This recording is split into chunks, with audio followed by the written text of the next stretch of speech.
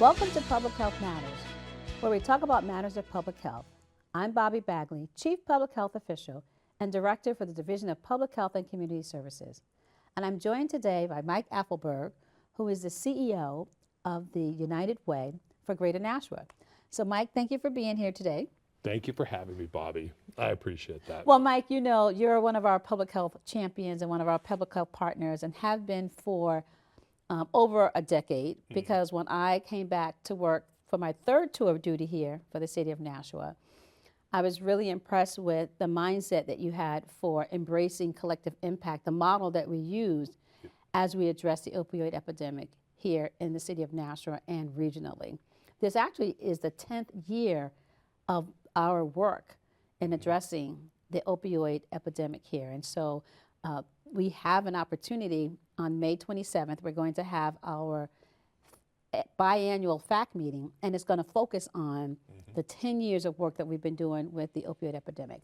And I remember, Mike, as a part of the United Way, and just how you came into looking at this work from you know, that whole perspective, and you really grasped the collective impact model, you know, of having that backbone support. So at the health department through the city, we were able to serve as that backbone support for our collective impact model. And again, this is the mayor's task force driven by the mayor, because of what we were seeing and the impact that opioid deaths were having in our community was really, really important.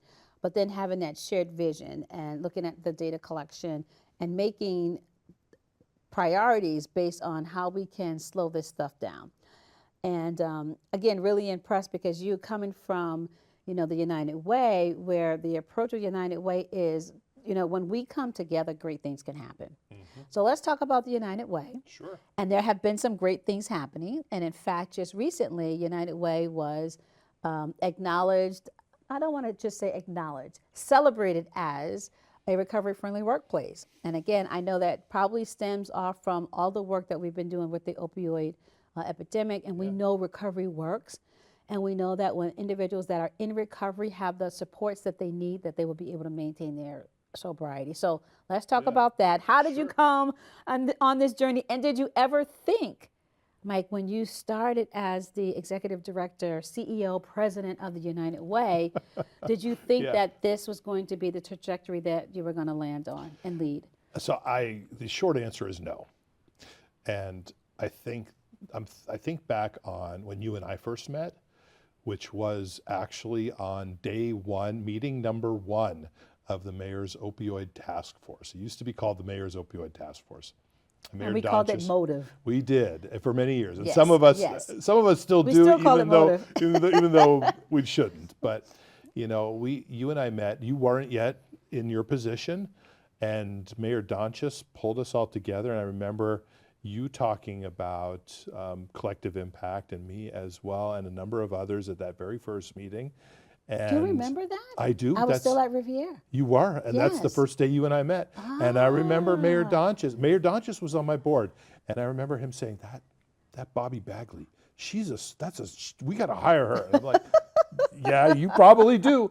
And you know, you've done such a great job over there with the division. Thank you. But no, I don't think any of us really knew what trajectory our lives would take. And of course, even though we don't talk much about the pandemic anymore, I think if you think over the last 10, 12 years, a good number of those years were formed through that crisis of public health, which was the pandemic. And that really changed a lot for all of us. But collective impact has always been the United Way model. And what that means for us is that we can all do great things when we all come together around a shared mission. Right. And our shared mission is uplifting the community. So when I think about becoming a recovery-friendly workplace, what that really means for us is, and I don't want to be jargony because I kind of, unless it's like you and me talking, I try to avoid the jargon, but it's about being what we call trauma informed. It's about knowing that people have life experiences which are difficult, and certainly substance use and substance abuse and addiction are traumatic experiences. And when we come to helping people who have had experiences like that, we need to kind of keep in mind that life is difficult for many reasons, and we need to be sensitive to those journeys that people are on. Right, right. So we're not a big workplace, and when I started talking with the state about becoming a recovery-friendly workplace, it was, for me, it didn't quite sink in like that. Why would we do that when there's only 4 or 5 of us that work there? We're not a big workplace. But the more I thought about it, the more I thought also we can all set an example for each other. There should be more organizations, businesses in our community who think, how can I support people in recovery? Yeah. So, you know, Mike, you said that the United Way is not a big workplace because of there's 4 employees. Plus 800 But volunteers. and that's where I was going, right? Yeah. And so that's where I see Right. the importance of Right. that recovery-friendly workplace, because volunteers are an extension of our workplaces. And when you allow, think about what volunteering does for folks. And so when we think about mental health, when we think about building resilience in our Yeah. communities, one of the aspects of improving one's mental health is volunteerism. Yep. Because that's an opportunity that we have to be reflective and we're in a position to be able to give back. Yep. And that makes people feel good about themselves as humans. It does. And so volunteers are a part of the workplace, and you have a huge, so even though there may Yeah. be 4 of you that are paid to be at the United Way, you have a huge workforce because you have such an extension, and those volunteers have played such an important role in our community. You mentioned the COVID experience that we had, you know, during that pandemic. Mike, when we needed volunteers to support us, your volunteers were there. Your volunteers Yeah. worked with us at that time. And so that's, you again, and that's why you're recognized as, you know, a public health champion and a public health partner. Remember when we went down to, where were we in Georgia? Florida. We went to Florida. We went to Florida. We met the Surgeon General. Yes. And he was your buddy. And I thought, well, my goodness, that's amazing. I was actually But just yeah. meeting him, but Yeah. but again, it's because of Yep. having that. Public health is one of these careers, one of these workspaces where a lot of people don't understand. It's true. And so for me, and you being able to understand the scope, the breadth, the depth of what we do in public health was really, really important. And then being able to see how your volunteers could align with the work that we were doing.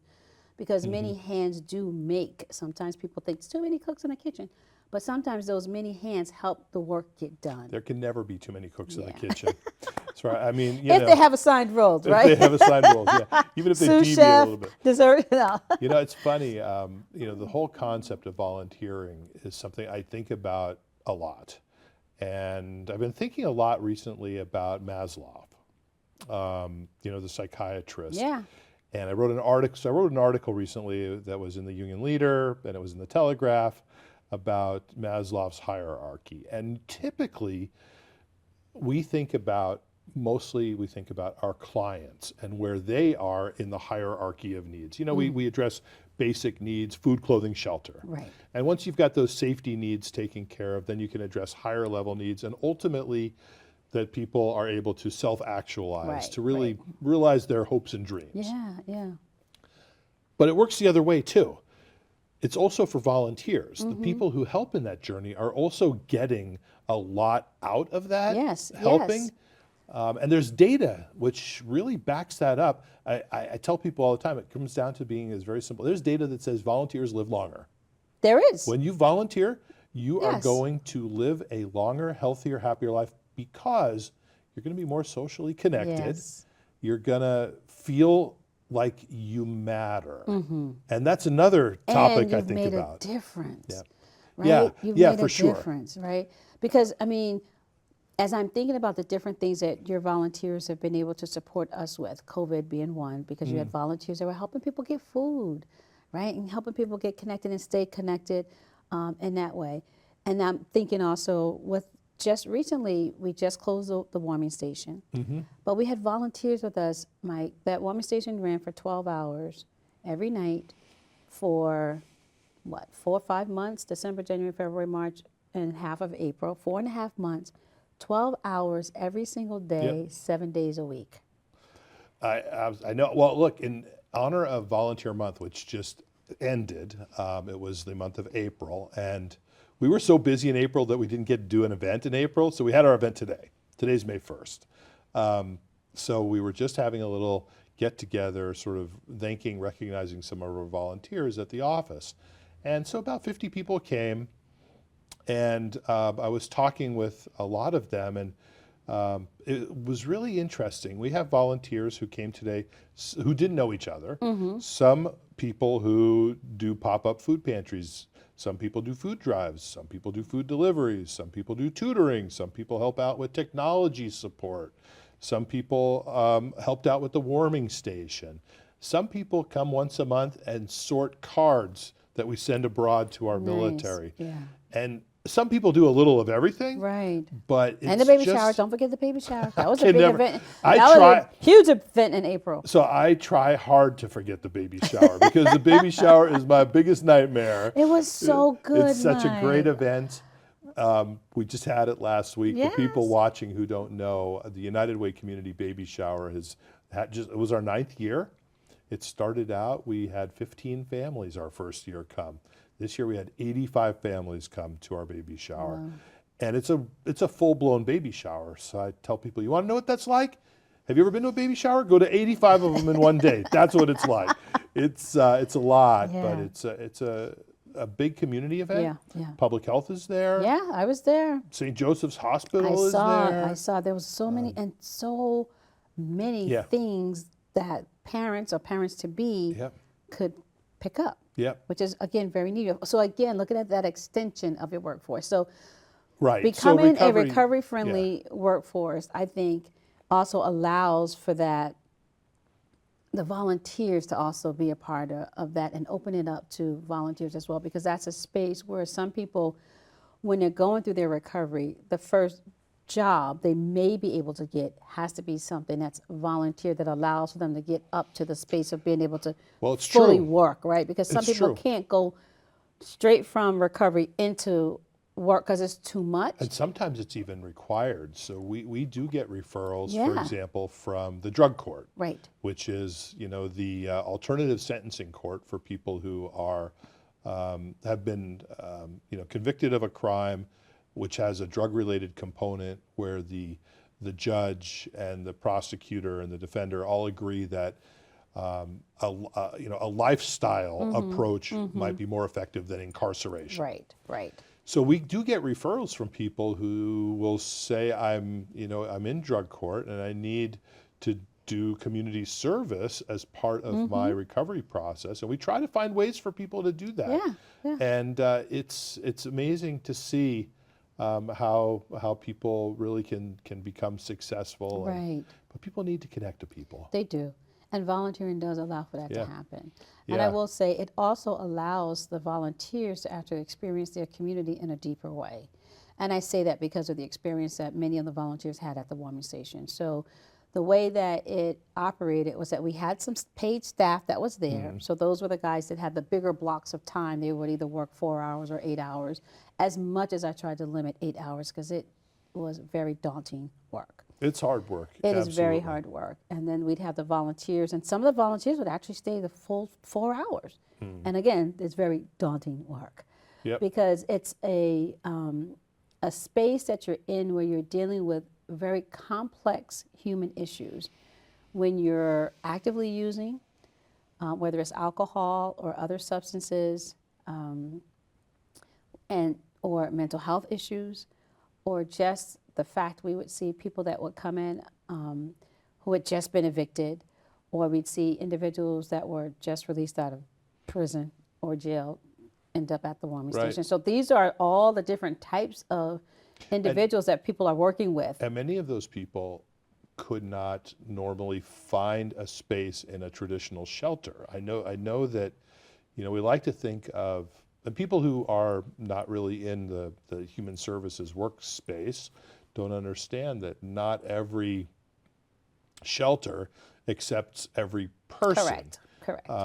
But you were very mindful and intentional about making sure that people, at the end of the day, the most important thing is that a person isn't outside in the elements where they might freeze to death Yeah. or get frostbite Right. or get injured, something like that. So it was really a much lower barrier approach.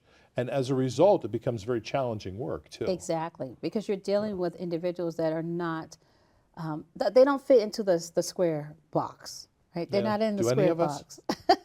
I know, Bobbie. I don't think you and I fit in that square box. No, but Listen, the I can- volunteers got to experience that. So can I Mike, ask you a so- question? Yes.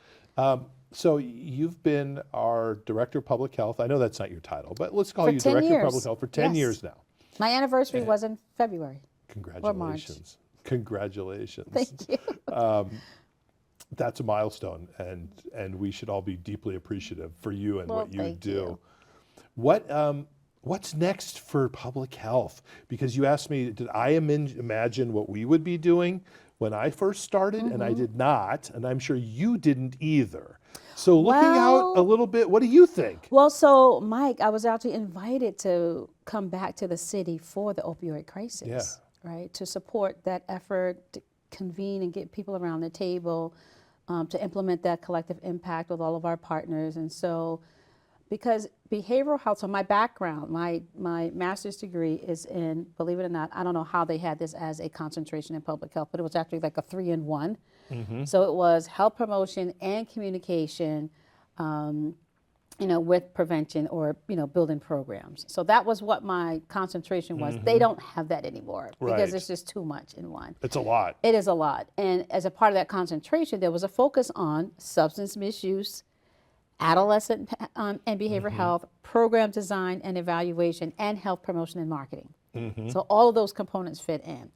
So I knew when I landed, in public health, because public health is so broad, that I would be able to focus and build upon all of those. And then I went back to school to get my doctorate in public health leadership. So that fits all into exactly what I'm doing now.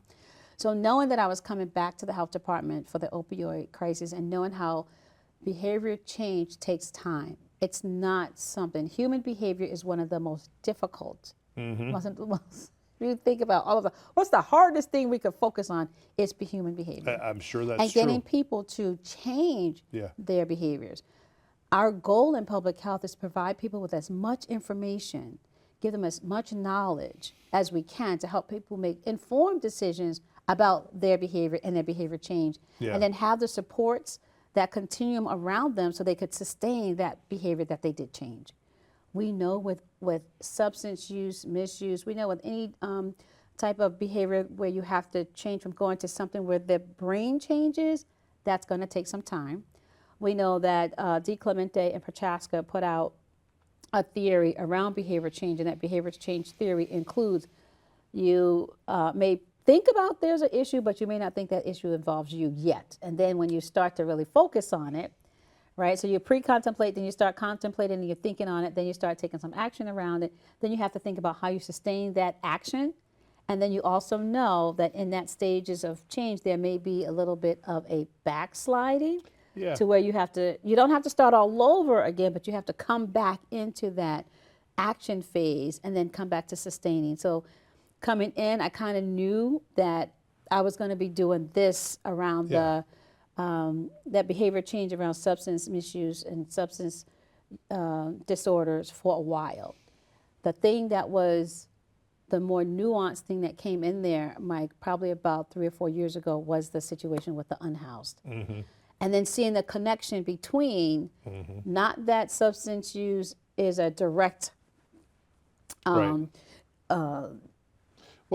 for homelessness, but it they're impacts correlated. They are definitely a correlation. It's one of those causation doesn't equal correlation. Correlation doesn't equal causation. But there's a direct relationship because if I have a problem with substance use disorder and it's costly, I could lose my job. Well, I could lose my housing. You know, right? when we've done our sleep out over the years, the homelessness sleep out, one of the things I do when we debrief with people in the morning is I ask, what sort of aha moments do you have? And most of the people who participate have never been unhoused or homeless, or maybe even at risk of homelessness. But people do come away oftentimes saying, I slept really bad last night with one eye open. And if I had to do that every single night, what would happen to my Physical, mentality, mental, spiritual, over time? your whole person. So that ends up feeding into a really vicious cycle where people might end up using substances to escape the reality of that situation. Deal with the pain of that situation? Absolutely. Yeah. And when we think about behavior change, it's not just about changing your mindset or changing your mentality or changing your outlook on life. It's also about the physical rewiring of your brain. The brain structure is, when you soak it in cortisol because of stress, it's going to end up a certain way. Right. When you have this endorphin reaction because of substances, it's going to end up a certain way. And rewiring you want to recreate that feeling, and you want to get it over and over and over again. It's that hit of endorphin, and that really does change your mind. Yeah. So the work you do, I just have to say, we're so proud at United Way to be partners with public health. Thank you. And to help stand by and advocate for the work which you do, which is some of the most important work in our community. Yeah. And what the piece where, again, going back to the work-friendly workplace and the saluting of the volunteers and how that, intersects as well, is that when we come together to do this work, that's community. That's community surrounding community. Right. And so the work that's done at the United Way allows for us to do that. I think because the baby shower makes me think about that. It's community surrounding community. When I drove out to leave, because I dropped some things off and saw all the partners and the players and all the volunteers and all the supplies and all the beautiful things that you had there, Mike, it made me think of I saw the long line, and it wasn't even starting when I left, but I saw that long line, and I'm like, and you could see it wrapping around. Right. And that's the visual. It's us wrapping around each other to be there to support. That's a beautiful our sentiment. families. I like that. To be able to support our families where they are, right? Because we're allowing for people to come as they are, no judgments. There weren't a lot of questions asked for people to be a part of the baby shower. There are not a lot of questions asked when people come in, at the warming station, except we had to collect some data, so we need to know, how did you find out about us? Right. What is your age? Because we have to collect that data. Same with the baby shower. Right, it's low barrier. It's, you need some help and some support as a family. So what can we do to do that? Right. We're here to meet you where you are. And so that's much appreciated. And the more that we continue to partner, with one another in our community, that's how we see the resilience and the thriving of our community. And so I appreciate so much that joining, as a partnership and a team in this collective impact, because we still do it, even though we don't always say, hey, we're working a collective impact model. That's exactly what we're doing when we have a shared vision and when we can come together around some data points and say, hey, we've identified this as the issue or as the problems that we need to focus on. And I will tell you, Mike, you asked, did I see myself or did I see us, where we are? We're still looking at the same issues from when I came in a decade ago.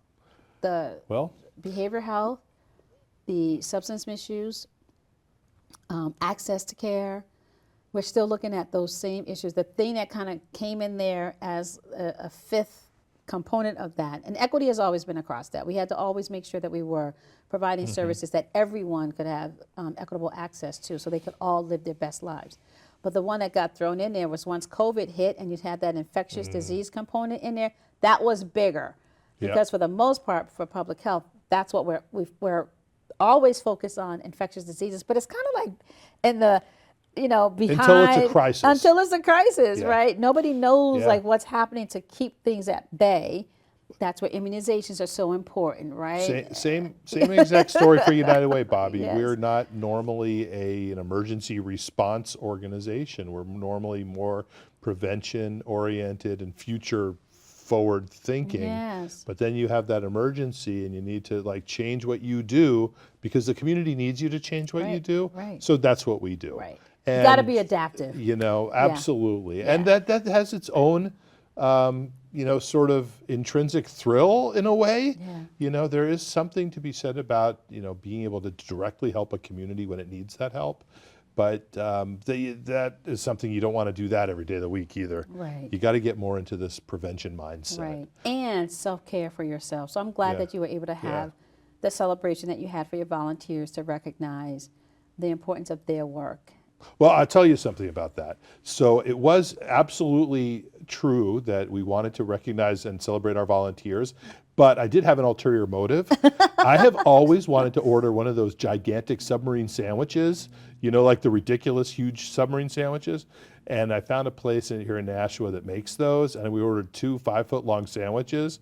And my colleagues thought I'd lost my mind, but I've always, like I said, you know, before I leave this planet, I need to order me one of those huge sandwiches. It was amazing. And they gave you the opportunity to do it. And they gave me the opportunity to do that. So there is that as well. That is awesome. Oh. Mike, I want to thank you so much for being a guest with us here on Public Health Matters. My pleasure. And for being a partner in public health. And so I look for our continued partnership as we continue to tackle the next set of issues that come up for us in this community. Because as humans are on this earth, there will always be some things for us to address and to support one another in. Right. Yeah. It's always going to be there. It's always going to be there. So I'm Bobbie Bagley, and I'm reminding you today to have a great day. And I'll see you next time on Public Health Matters. Thank you, Bobbie. Thank you, Mike.